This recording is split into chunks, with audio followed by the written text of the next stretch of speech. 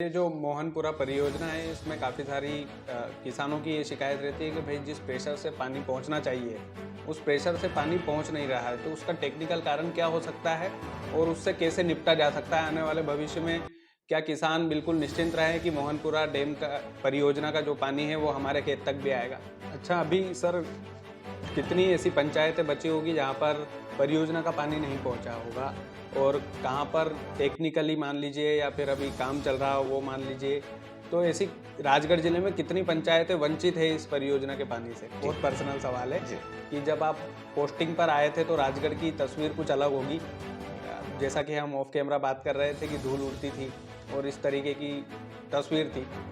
तो आपको नहीं लगा था कि यार कहाँ फँस गए, कौन से ज़िले में फँस गए और फिर क्या करना है, क्या नहीं करना है? बुरा नहीं लगा था शुरू-शुरू में आपको? राजगढ़ वासियों नमस्कार। काफ़ी लोगों के काफ़ी सारे सवाल थे मोहनपुरा डैम पर, और आज हम जो मोहनपुरा डैम की हमारी राजगढ़ की भाषा में बोले कि भाई देख-रेख करते हैं, जिन्होंने मोहनपुरा को जिया है, मिट्टी से लेकर के जो एक आशियाना खड़ा किया है राजगढ़ के लाखों किसानों के लिए, लाखों भविष्य को सुधारा है मोहनपुरा ने। तो हमने सोचा कि भाई कमियां तो हम हमेशा गिनवाते हैं, लेकिन एक पॉजिटिव इंटरव्यू सर का होना चाहिए। हमारे साथ विकास राजौरिया जी हैं, जो मोहनपुरा डैम की पूरी देखरेख करते हैं, और जैसा मैंने बोला कि मिट्टी से लेकर के महल बनाया है सर ने, राजगढ़ जिले के उन करोड़ों भविष्य को संवारा है सर ने। तो सर, सबसे पहले आपका बहुत बहुत स्वागत है। बहुत बहुत धन्यवाद। सर, मोहनपुरा पे काफ़ी सारी बातें थी राजगढ़ के लोगों की भी, और हमारे मन में भी काफ़ी सारे सवाल थे। सर, पहला सवाल तो यही है कि राजगढ़ जैसी बंजर भूमि में मोहनपुरा डैम को बनाने के लिए आप आए थे, तो आपने कल्पना की थी कि देखते ही देखते ये दुनिया का सबसे अच्छा और यूनिक डैम बन जाएगा? और यूनिक क्यों है ये डैम?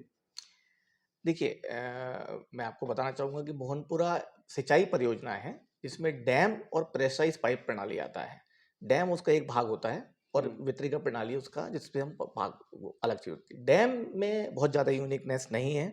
डैम जैसे सारे डैम बनते हैं, उसी प्रकार का डैम हमारा बना है। नीवज नदी पर मोहनपुरा बना है और काली सिंध नदी पर कुंडलिया बना है। ये 600 एमसीएम क्षमता के बड़े डैमों में से एक है और उसमें भी उन्नत तकनीक उपयोग की गई है। उसमें सबसे महत्वपूर्ण है कि उसमें जो पुनर्वास का कार्य किया गया, वो भी बहुत ही अच्छे से किया गया और उनमें जितने गाँवों को विस्थापित किया और उनके बहुत सही तरीके से कम समय में जो दूसरे राज्यों ने सीखा। तो डैम एक अलग बात है। डैम में एक सामान्य जिस तरह से बनते हैं, इसमें जो संग्रहित जल था, जो पानी था 600 एमसीएम और मोहनपुरा में 600 ही कुंडलिया में, तो कुल मिला के 1200 एमसीएम पानी राजगढ़ और आगरमालवा के सुसनेर ब्लॉक के लिए हमने योजना बनाई थी। उसमें जो सबसे पहले इस डैम को बनाने के बाद जो परंपरागत तरीके से जो नहरें बनाई जाती थी, क्योंकि ये डैम नीचे थे और नहर पानी उसपे उद्वहन तो करना ही था, तो हम ऊंचाई पे ले जाकर नहर में डालने की योजना पहले थी। तो उससे केवल 60,000 मोहनपुरा से लगभग 60,000 कुंडलिया से 1,20,000 हेक्टेयर में सिंचाई होती, जिससे कि अभी जो हम 1156 कर रहे हैं, उससे लगभग आधे गाँव 450 गाँवों में सिंचाई होती है। तो 600 गाँव हमारे असिंचित रह जाती है अगर हम खुली नहर से जाते हैं। तो जो मोहनपुरा परियोजना है, डैम ना कहते हुए मोहनपुरा परियोजना है, वह पूरे अ, विश्व में कह सकते हैं, राष्ट्र में तो है ही, इसलिए प्रसिद्ध है क्योंकि इसमें बांध जो ओपन कैनाल सिस्टम को से प्रेशराइज्ड पाइप्स इरिगेशन सिस्टम में ट्रांसफॉर्म किया है और ट्रांसफॉर्म करके एक स्केलेबल बड़ा मॉडल, जिससे छोटा मॉडल नहीं है, 3 लाख हेक्टेयर का मॉडल को चला के विश्व में बताया है कि अकेला ये परिकल्पना नहीं है, ये अभी बन नहीं रहा है, ये अभी बनने के बाद 1 साल नहीं चला है। ये कांसेप्ट से लेकर इसका इम्प्लीमेंटेशन हुआ है, इम्प्लीमेंटेशन के बाद ऑपरेशन मेंटेनेंस के सालों बीत गए हैं, कुछ उपयोजनाओं के ऐसे कुछ पार्ट्स में। तो अभी मतलब एक एवरेज 3 साल से हमारा एक ऑपरेशन एंड मेंटेनेंस का अनुभव है और उसके बाद जो उनसे हमने परिणाम आए हमारे, उन परिणामों के आधार पर जो इम्पैक्ट्स आए, उसके आधार पर ये जो इनोवेशन टेक्नोलॉजी है, जो टेक्नोलॉजी जिसमें हम बांध से सीधे कृषक के खेत तक भूमिगत पाइपलाइन के माध्यम से 20 मीटर का प्रेशर जो है वो किसान को दे रहे हैं। इस तरह की परियोजना कि सीधे बांध से खेत तक बीच में कोई डिस्टर्बेंस नहीं, विश्व में कहीं नहीं है।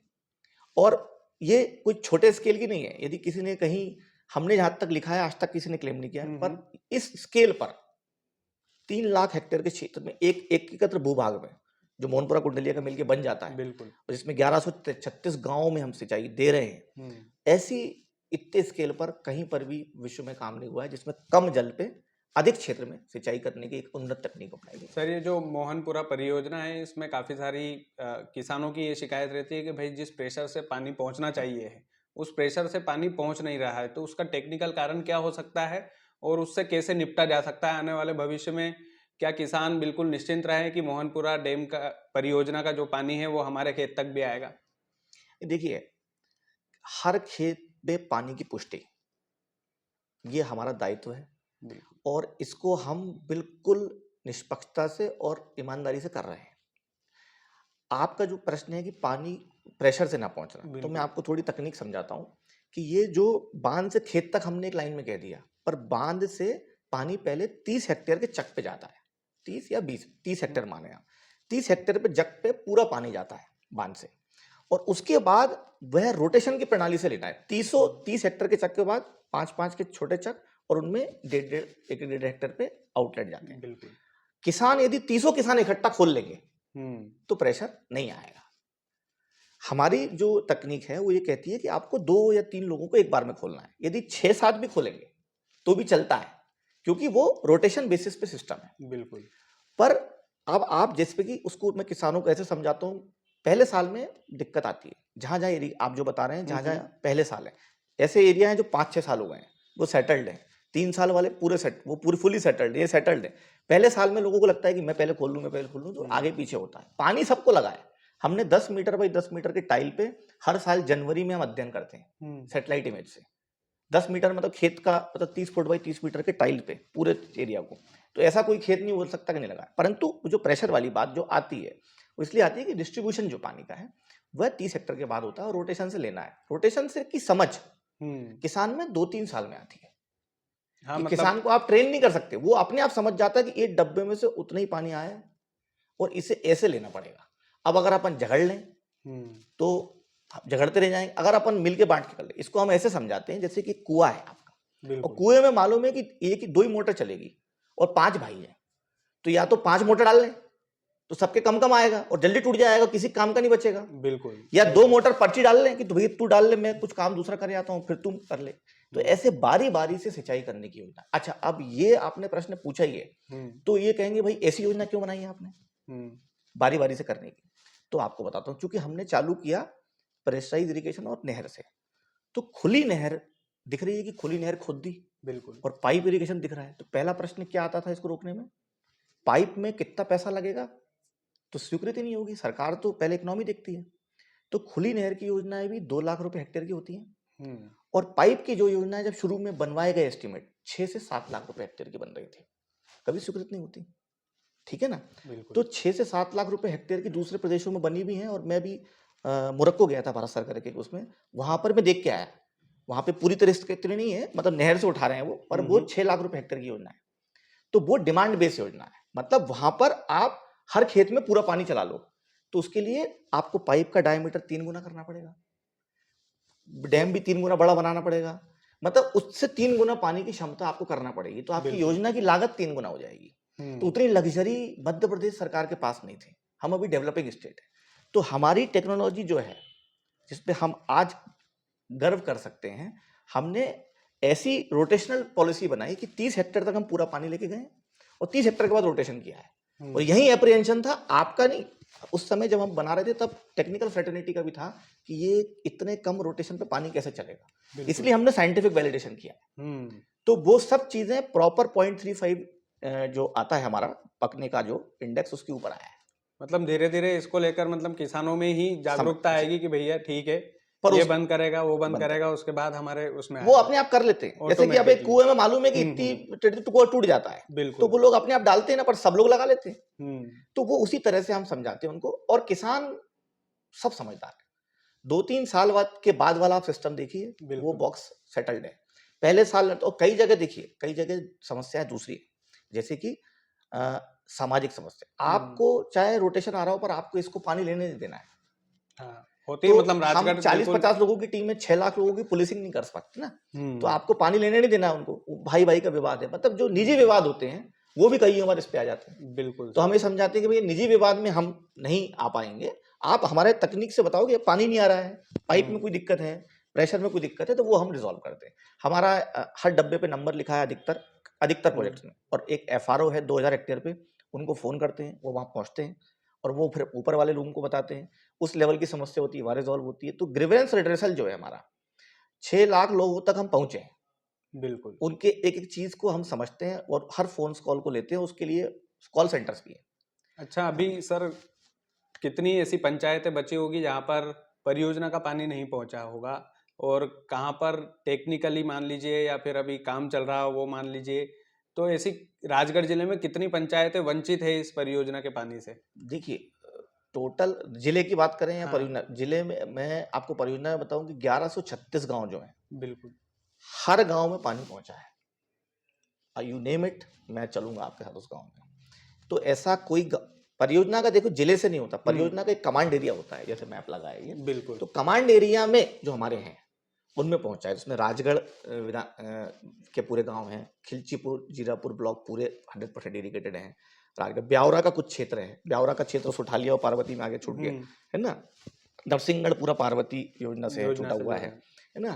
तो ये इस तरह के जितने हमारे क्षेत्र में जो गांव आते हैं, लगभग 1600 कुछ गांव है राजगढ़ जिले में, जिसमें से कि 1136 में से 200 हटा दें हम, तो 900 कुछ गांव, 1600 में से 930 गांव करीब राजगढ़ जिले के मोहनपुरा और कुंडलिया दोनों से दोनों से, सिंचित हो रहे हैं। क्या और बात है। बाकी 208 गांव हमारे सुसनेर ब्लॉक के भी हैं, 200 कुछ गांव, सर एक 147 गांव सुसनेर के हैं, सॉरी। सर एक आखिरी सवाल है, जी बहुत पर्सनल सवाल है, जी कि जब आप पोस्टिंग पर आए थे तो राजगढ़ की तस्वीर कुछ अलग होगी। जी। जैसा कि हम ऑफ कैमरा बात कर रहे थे कि धूल उड़ती थी और इस तरीके की तस्वीर थी, तो आपको नहीं लगा था कि यार कहाँ फंस गए, कौन से जिले में फंस गए, और फिर क्या करना है क्या नहीं करना है? बुरा नहीं लगा था शुरू शुरू में आपको? नहीं, बिल्कुल बुरा नहीं लगा था, क्योंकि मैं यहाँ पे आया था 6 फरवरी 2018 को।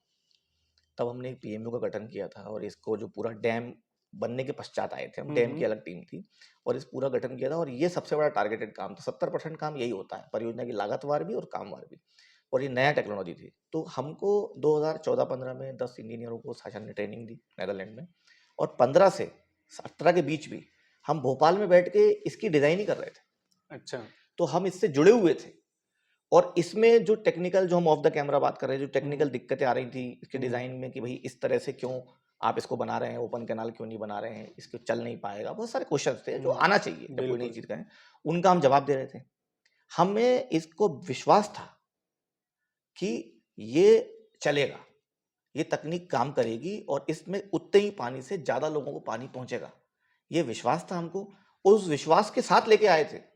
आपने बल्कि वैसा क्वेश्चन किया, मैं 6 फरवरी को आया था, मेरा परिवार भोपाल रहता था, बिल्कुल। तो मैं इतना काम में तल्लीन हो गया था, चूंकि आपने पर्सनली किया, मैं इसलिए बता रहा हूँ कि सैटरडे संडे भी घर नहीं जाता था। तो चूंकि बच्चे भोपाल में अक्सर होता है कि स्कूल में अच्छा पढ़ते हैं, तो बिल्कुल। मेरे परिवार ने जुलाई तक इंतजार किया। अगस्त में एक दिन ट्रक बुला के खुद यहाँ आ गए कि हम यहीं विवेकानंद में बच्चों को पढ़ाएंगे, पर हमको नहीं रहना है, क्योंकि मैं समय ही नहीं दे पाता था। इतना मैंने, हम लोग को तल्लीनता आई मतलब थी इस ये काम में, तो पर्सनल। आनंद आया था। ये पर्सनल है, और बिल्कुल। फिर 4 साल परिवार यहीं रहा। हाँ। फिर जब बच्चे बड़े हो गए, अभी शिफ्ट हुए, तो राजगढ़ में ही बच्चे पढ़े, और हमने पूरा स्टेशन होके यहाँ पे काम किया और इंजॉय करके, मतलब बिल्कुल कुछ ऐसा नहीं लगा कहाँ फंस गए थे। हमें हाँ। लगा कि हमारा सौभाग्य था कि हमें ऐसे जगह काम करने का मौका मिला जहाँ बिल्कुल नापा जा सकता है हमारे काम को, जो नई तकनीक, उसको चुनौती की तरह लिया, और चुनौती भी सकारात्मक चुनौती की तरह लिया कि इसको करना है। और शुरुआत जितने में सर कितने लोगों की टीम होगी आपकी? शुरुआत में ये पीएमयू हमारा बना था, हमने ये हाँ। सुझाव दिया। देखिए शासन में भी जब हम कर रहे थे तो ये समझा जाता था। शुरुआत में ये प्रोजेक्ट मैनेजमेंट यूनिट बनी, जिसमें 1 सी, 2 एससी, 5 ई और 12 एई और 36 सब इंजीनियर। तो लगभग ये मान लीजिए इंजीनियरों की टीम, सी से लेकर सब इंजीनियर तक 60 लोगों की टीम है इस यूनिट में। इसमें जितने ऑफिसेस थे सारे खत्म कर दिए। आपको एक छोटी सी बिल्डिंग दिख रही होगी, बिल्कुल। तो इसके रीजन से, इसका एक पेपर भी लिखा हुआ है पब्लिक एडमिनिस्ट्रेशन में, गुड एडमिनिस्ट्रेशन का। इसके रीजन से है कि जैसे कि आप पहले सब एसडीओ के ऑफिस में जाओगे, ठेकेदार जाएगा अपनी डिजाइन लेके, फिर ई साहब के यहाँ जाएगा, फिर वहाँ एक बाबूजी चेक करेंगे, फिर एसी साहब के यहाँ जाएगा, फिर सी ऑफिस में आएगा। ऐसे में कागज घूमते रहते थे, है ना? तो ये जो काम तेजी से हुए, 26,000 किलोमीटर हमने पाइपलाइन डाली, 20 number of pump station 130 megawatt के कमीशन किए, जो कि रिकॉर्ड है मेगा इंफ्रास्ट्रक्चर में भी, है और ना? बहुत कम समय में कम समय में स्पीड लिखा। तो वो कैसे हुआ, इस ऑर्गेनाइजेशन को भी पहले ढंग से बनाया गया। तो यहाँ पर एक डेडिकेटेड टीम बनाई गई, ट्रेन लोग डाले गए, और ये ऑफिस एक तरीके से, तो आप इसमें ये था कि आप डिजाइन सबमिट करेंगे, मीटिंग रूम में एक बार सब बैठेंगे, कोई अलग अलग नहीं निकालेगा, बिल्कुल। सब निकाल लो, वहाँ सामने बिठा लो, जो कंप्लाइंस है करा लो, दूसरे दिन अप्रूवल मिलेगा। पेमेंट के लिए किसी कॉन्ट्रैक्टर को यहाँ आना नहीं पड़ेगा, 20 तारीख के बाद बिल भेज दो, पेमेंट होगा मंथली। तो टाइमली पेमेंट, टाइमली डिसीजन, ये सब ये सब इंश्योर किया चीजें है, बिल्कुल। तब ये चीज रिजल्ट्स आए हैं और बिल्कुल फोकस तरीके से सबने काम किया है। मतलब इसमें टीम वर्क इतना था कि एक बार एक इकोसिस्टम बन जाता है तो लोग करते थे। और इस समय जब हम काम कर रहे हैं तो जो आप कहते हैं कई चीजें आती हैं, बिल्कुल। अपनों से ही आती हैं, तो उसमें कभी भी नहीं दिया। और पर सबसे महत्वपूर्ण जो आपसे कहूंगा मैं, जो आपने राजगढ़ की बात कही, बिल्कुल। राजगढ़ के मानस में, राजगढ़ के जितने लोग हैं उनके अंदर शुरू से ही सकारात्मकता थी, भले ही ऊपर कुछ भी कहे। इस प्रोजेक्ट की इतनी एक्सेप्टेबिलिटी थी, जैसे काम होता गया कि लोगों ने दिल से इसको को सपोर्ट किया है हमको, और लोगों ने माना है, चाहे किसी पार्टी के नेता हो। आज आप हाँ, किसी ये भी से पॉलिटिक्स से तो सर सब अपना इसके अपना श्रेय ऊपर लेने में लगे किसी हैं वो कोई तो। भी कभी नहीं हाँ, नहीं कभी भी कोई भी एकदम से आप अकेले पूछोगे ना, हाँ, और हाँ, तो कभी भी कोई दिल पे हाथ रख के नहीं बोलेगा कि ऐसा है। सब मानते हैं कि ये बहुत आवश्यक थी और सबने सपोर्ट किया है। ऐसा मतलब बिल्कुल। ऊपर में कोई कुछ भी कह दे वो अलग विषय है, और मुझे लगता है पब्लिकली भी कोई नहीं कहता है, नहीं सभी कहता है सर। कहते हैं जहां तक है। पर सबने क्यों कह पाते हैं कन्विक्शन से, क्योंकि वो लोग सपोर्ट, तो यहाँ के लोगों का मैं सही में वो मानूंगा कि यहाँ के लोगों ने सहयोग किया। लोग आश्चर्य करते हैं कि इस तरीके का काम कैसे किया, और पब्लिक ने आके सहयोग किया। शुरुआत में जाते थे तो विश्वास नहीं करते थे, लाइन डालोगे कहीं खा के भग जाएगा, लाइन फेंक जाएगा, भगा देते थे। हाँ, होता था सर। और एक ज्यादा कुछ नाटक किया तो भगा देते थे। फिर उनको जब एक बार पानी चला एक जगह, मैंने सबसे पहले कहा कि मैं पूरा काम मत करो, मतलब धीरे पहले धीरे। पंप स्टेशन चालू कर, नहीं पूरे काम को फैला के 3 साल बाद चालू करना। एक हमने सूझबूझ ये की कि हमारे 4-4 साल के कॉन्ट्रैक्ट थे, तो हम 4 साल बाद चालू करते नहीं, हम ठेकेदार को लिखा नहीं था। हमने कहा कि नहीं, आपको पहले पंप हाउस पहले बनाना है, ये नहीं कि सब जगह काम फैलाना है। उसके बाद आप फेज्ड वे में चालू करते जाओ, ताकि अरे सर इसमें हमारा डबल होगा, नहीं आप ये करते जाओ ताकि चालू होता जाए।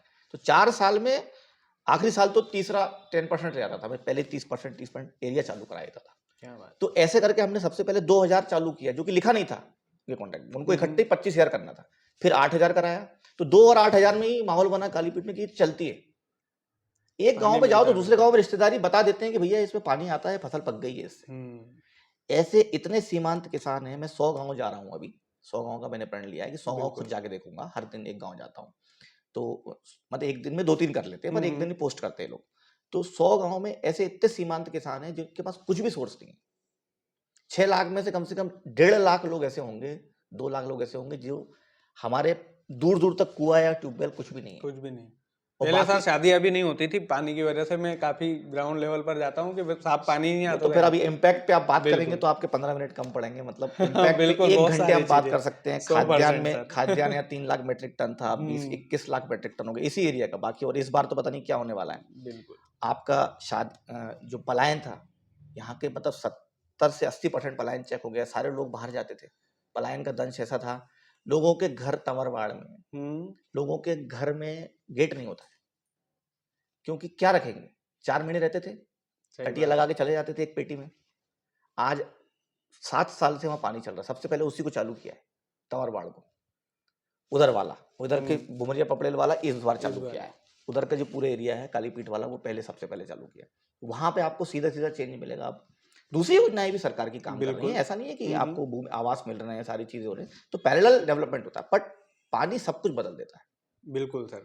उनके त्योहार, हम लोग 22 में कलेक्टर साहब और हम वहां गए कि होली मना रहे हैं, क्योंकि होली पे आपको मालूम है चैत काटने सब जाते हैं। चैत पे कोई नहीं मिलेगा गाँव में। अब चैत पे गाँव में रुकेंगे तो क्या करेंगे, अपने फाग के गीत गाएंगे, होली मनाएंगे। तो आपका जो रंगीलो राजगढ़ है, और आपका जो वो वाला जो राजगढ़ का जो आपका चैनल का जो है, बिल्कुल। उसमें रंग आते हैं। हाँ। रंग नहीं थे यहाँ पे, अब लोग होली मनाते हैं। जो बॉर्डर के गांव है, माचलपुर वगैरह, वो क्राइम रेट के लिए फेमस थे। क्राइम रेट पे भी रिसर्च की हमने, पूरा क्राइम बुक है, उसमें अपराधों में कमी आई है। वाटर की क्वालिटी, जब सरफेस वाटर में पानी फैला तो जो फ्लोराइड का लेवल था, लोग आड़े टेढ़े बच्चे पैदा होते थे, सही बात है। वो इम्प्रूवमेंट आया है। मतलब an number of tangible changes आए हैं, और आए हैं सर, दिख रहे हैं वो। और वो बिल्कुल टेंजिबल, मतलब देखने लायक, क्लियर कट है वो, मतलब उनको 100%। माप योग्य है, ऐसा और ऐसा हुआ है। तो मतलब खाद्यान्न वृद्धि में ही आप देखो कि 3 से 4 लाख था, जो आज 20 लाख हुआ, मतलब 7,000 करोड़ का एक्स्ट्रा एक्स्ट्रा हुआ है। खाद्यान्न। और 9,000 करोड़ का तो इन्वेस्टमेंट ही है, सही और बात। 3-4 साल में 7,000 करोड़ का एक्स्ट्रा खाद्यान्न हो गया। ठीक है, उसमें किसान की इनपुट कॉस्ट हटा दो, वो हटा दो तो होगा। और जो मैं आज इस बात को बहुत गंभीरता से बोल रहा हूँ, हम बड़े बड़े मतलब हम एक पूरा उसको बनाने वाले हैं, पर आप चूंकि आए हैं तो मैं बिल्कुल। कि इस बात को 1136 गांव में, हर गांव में पानी पहुंचा है और किसानों की आय दुगनी से अधिक हुई है। ये एक जनरल स्टेटमेंट नहीं है, हम इस पर डिटेल डॉक्यूमेंटेशन कर रहे हैं, और डिटेल मतलब बहुत डिटेल, मतलब हम प्रयास कर रहे हैं कि हम हर किसान का डेटा आपको दें कि पहले क्या थी और अभी क्या है। और उसका एक सैंपल साइज होता है, आईआईटी की इंदौर के साथ भी काम चल रहा है, अपने लेवल पे भी चल रहा है। एक सैंपल साइज होता है, उसको लेकर पूरे गांव का, हर व्यक्ति का, और उसका वैलिडेशन रिमोट सेंसिंग से होगा कि ये बोल रहे हैं कि सैटेलाइट से क्या दिख रहा है। तो इस तरह की एक ऑलराउंडेड स्टडी कर रहे हैं, और वो हम पब्लिश करेंगे और राजगढ़ के कंजप्शन पे देंगे, आप सब लोगों को देंगे। पर एक जनरली एक अभी जो मैं खुद 40-50 गाँव में भी गया हूँ और 100 गाँव में खुद जाकर एक 1.5 घंटे एक गाँव में बिता रहा हूँ, तो वहाँ के लोगों से बात कर रहा हूँ। तो वैसे तो हम काम ही कर रहे हैं लोगों के साथ में, पर पहले अक्सर इसके साथ काम करना होता था हमें, इन चीज़ों के साथ। तो अब जो गाँव का जो है, तो रियल इम्पैक्ट जो है, जो एक बार सेटल हो जाता है पानी, वो हम ले रहे हैं। तो ये आपको स्टडी भी शेयर करेंगे और ये सब चीज़ें, और आप सब लोग देख रहे हैं। और इसका पर्पस ये नहीं है कि हमको बताना है, इसका पर्पस ये है कि इसका रेप्लिकेशन हो, जो दूसरे प्रदेश, कल असम की टीम आ रही है, मतलब हर महीने में प्रदेश 4-5 प्रदेश आते हैं यहाँ पे, और विश्व में दूसरी जगह भी हमको बुलाया जाता है। इसका पर्पस ये है कि हमारे राजगढ़ की जो योजना है, जो नवाचार यहाँ हुआ है, उससे पूरे विश्व में उसकी प्रतिकृति हो। क्या बात है सर। उसे लोग अपनाएं, और अपनाएंगे जब आपका मॉडल सक्सेसफुल होगा, और सक्सेसफुल जब होगा जब आप अपने प्रभावों को दस्तावेजित करके बता पाएंगे। तो वो प्रक्रिया में हम लोग हैं, और आप सबका उसमें सहयोग है।